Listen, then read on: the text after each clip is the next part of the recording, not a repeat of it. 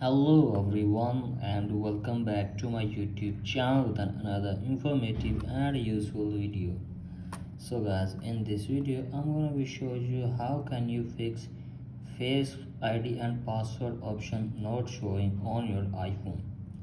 So guys, if you are facing this problem and you don't know that how can you solve this problem. So guys, in this video I will tell you how to fix this problem. So let's start our video without wasting any time. So first of all guys, what we need to do, we have to just simply open settings. From here guys, you have to make sure that you are using the updated version of your iPhone. Now after that guys, what we need to do, we have to just simply open screen time. Now from here guys, scroll it below. Then here you can see content and privacy restriction. So guys, simply tap on it, and after that turn this toggle on. From here guys, scroll it below.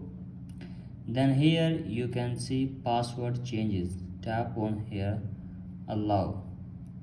Now after that guys, close this page, and after that open settings again. And from here guys, you can see Face ID and passcode option are showing. So guys, in this way you can fix this problem very easily. So that's it for today guys. Hope this video helps you. If you like the video, please subscribe to my YouTube channel as well. Thank you.